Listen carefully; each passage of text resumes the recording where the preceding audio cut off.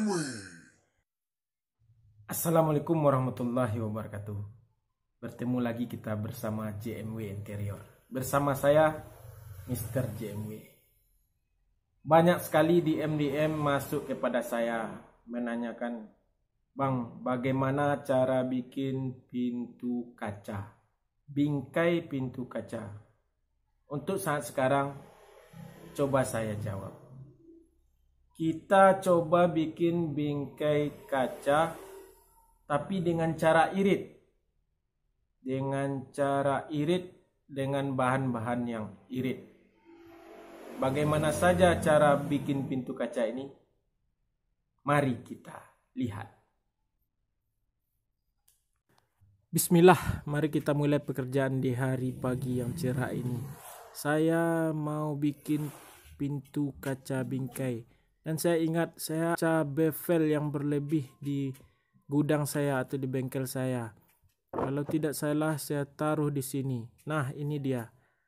Oh, bukan, ini kaca yang pecah. Mungkin di bawahnya. Coba kita ambil di bagian yang lain. Nah, ini kita punya selembar kaca yang sudah di bevel.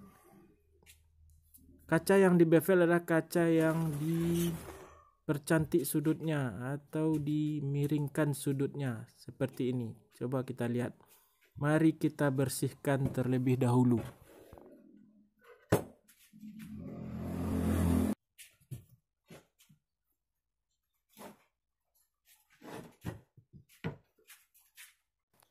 Inilah kaca yang di bevel yang saya maksud.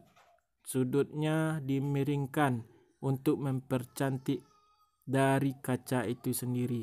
Dan ini juga sudah tersedia lubang-lubang yang gunanya akan baut ini ke bingkai kacanya. Dan juga termasuk bingkai yang lain. Kita ukur dahulu. Pertama berapa lebar dan panjang dari kaca ini. Lanjut kita cari bahan-bahan. Kita bingkai ini kita tidak perlu bahan-bahan yang solid. Kita hanya butuh bahan-bahan berlebih, bahan-bahan sisa. Itulah yang akan kita pakai. Kita perlu triplek 12 mm, triplek 4 mm, dan juga melaminto 4 mm. Mari kita mulai. Kita ukur dahulu. Nah, kita siapkan meja table saw-nya. Ini table saw yang sudah saya bikin tutorialnya untuk membuat table saw yang ini. Dan coba Anda lihat video-video saya sebelumnya cara membuat table saw. Dan ini perdana saya memakai table saw yang baru saya buat ini. Pertama mari kita keluarkan dulu mata circular saw-nya dari meja. Karena meja ini double fungsi. Matanya bisa dilarikan ke dalam untuk pengerjaan yang lain. Dan ketika kita butuh pemotongan, matanya kita keluarkan. Kebutuhan dari lebar bingkai itu kita ukur dengan roll yang sudah ada ke mata gergajinya. Maka kita potong triplek 12 mm terlebih dahulu. Kini saya memakai ukuran 6 cm lebarnya. Setelah triplek 12 mm kita lanjut ke triplek melaminto. Melaminto kita potong juga sama besar lebarnya 6 cm. Dan begitupun juga dengan triplek 4 mm. Nah, sudah.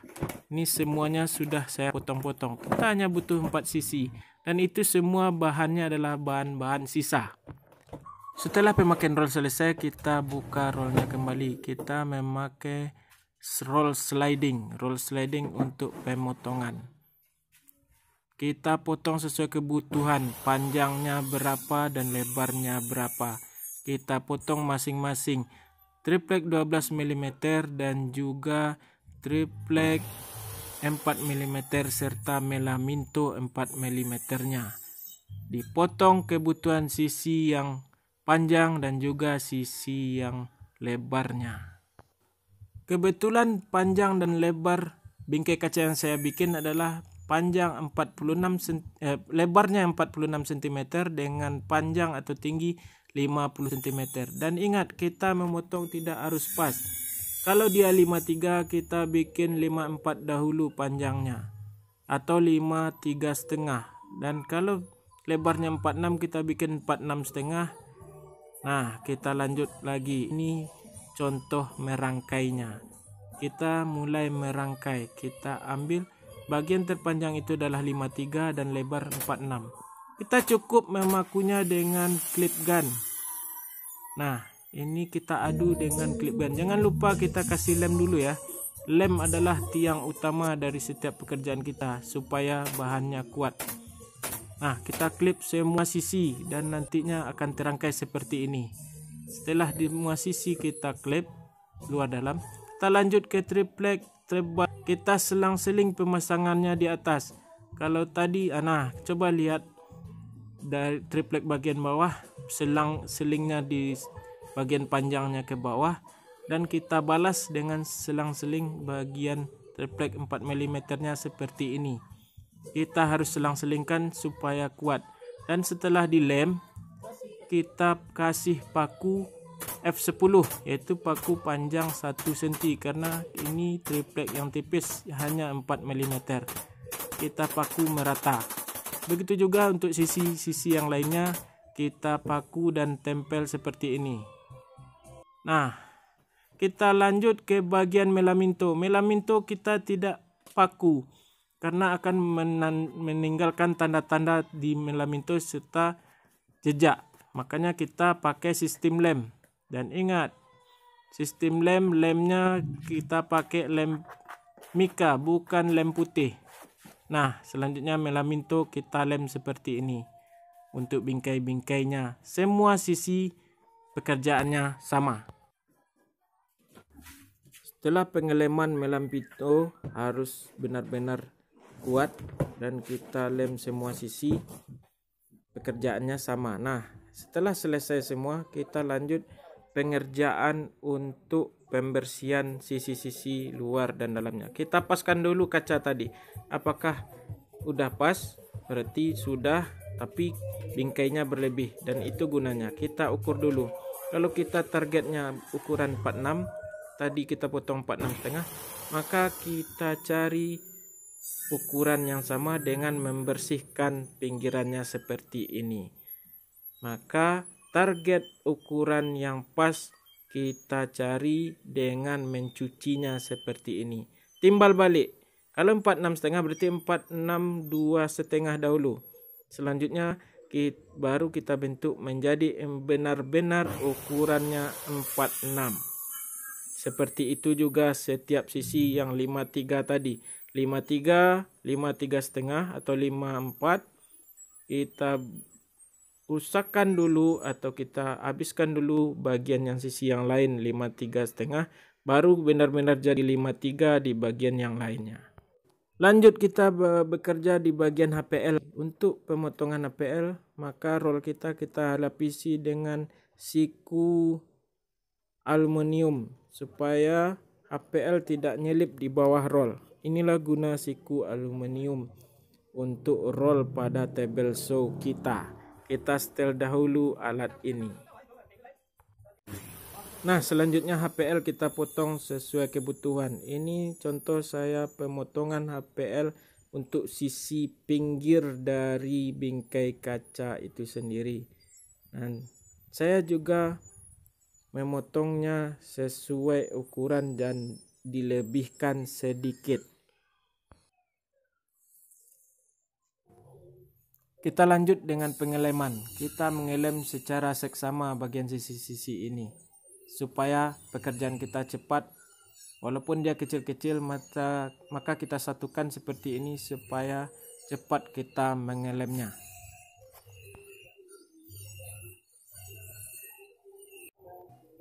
Selanjutnya juga kita lem sisi bagian bingkai. Kita lem sisi bagian bingkainya dan harus dengan secara merata.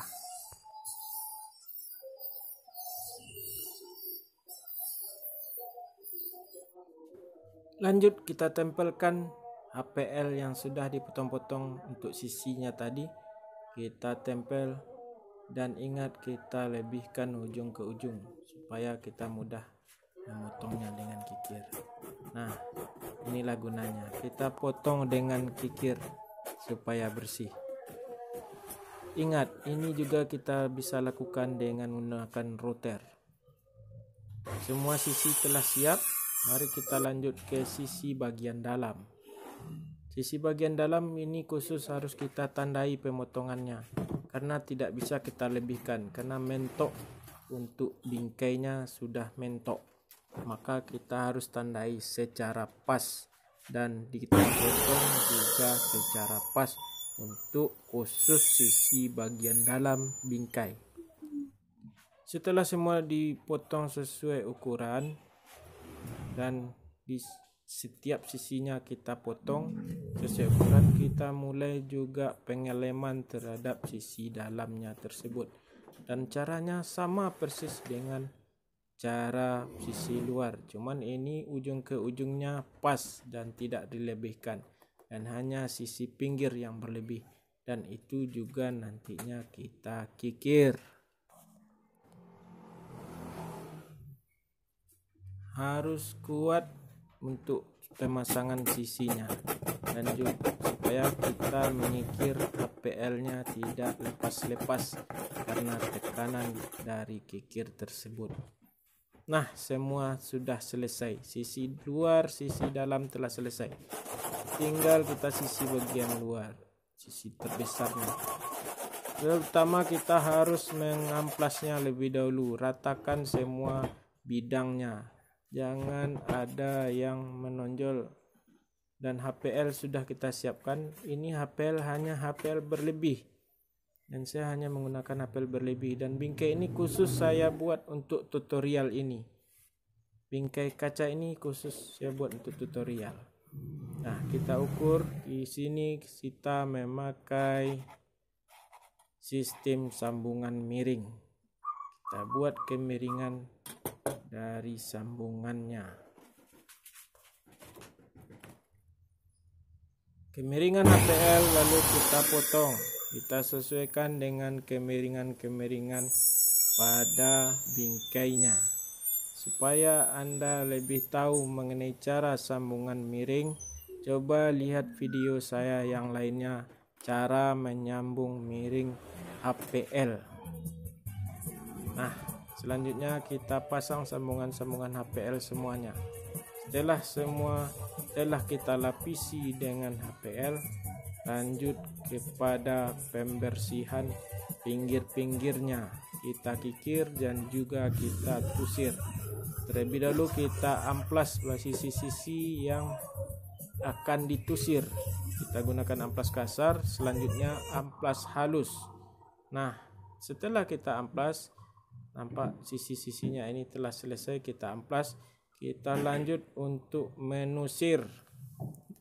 Menusir adalah menghaluskan sudut dan menghilangkan jejak-jejak hitam dari potongan HPL itu. Kita tusir dengan cat. Kalau di sini saya sistem catnya hanya memakai jari. Boleh Anda memakai spoon atau memakai apa alat yang lainnya. Di sini saya pakai jari aja.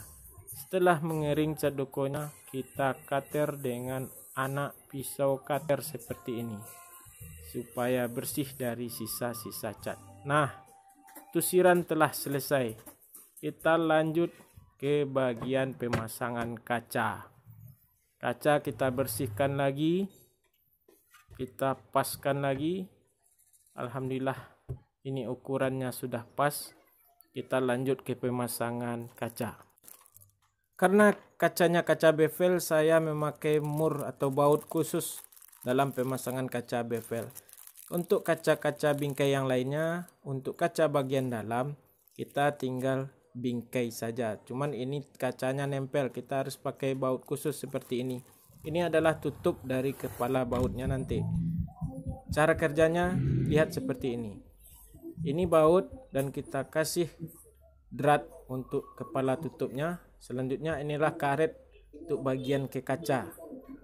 Setelah dipasang nanti, dia akan ditutup dengan stainless seperti ini. Nah, itulah tampilannya nanti. Kita mulai menandai pada lubang-lubang kaca yang telah disediakan. Kita tandai untuk pemancingan baut.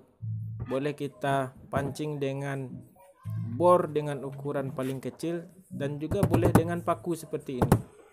Kalau kita langsung baut, dia akan keras dan pemasangannya butuh waktu yang lama, dan resiko pecah bagi kaca akan bisa.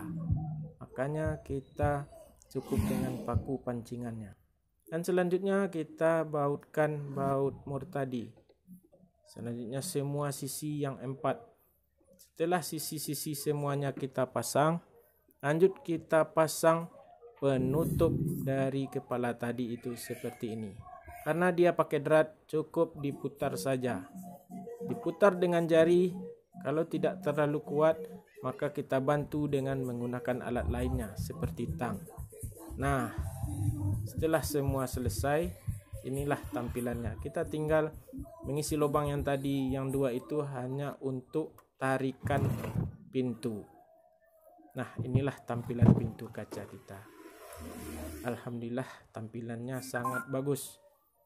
HPL kita berwarna krem, sedikit mirip kayu.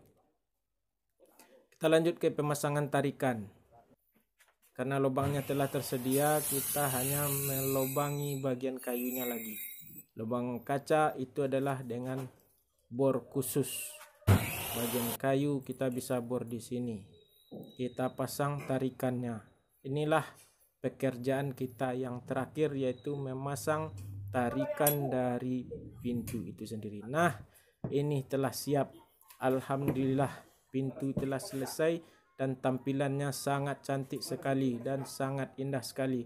Dan ini bisa kita pasangkan ke pintu lemari nantinya. Inilah pintu hasil kerja kita hari ini. Dan ini pintu bevel untuk kaca tempelan luar. Bisa juga pintu dengan kaca tempelan dalam. Caranya hampir sama. Ayo di subscribe. Terima kasih. Assalamualaikum warahmatullahi wabarakatuh.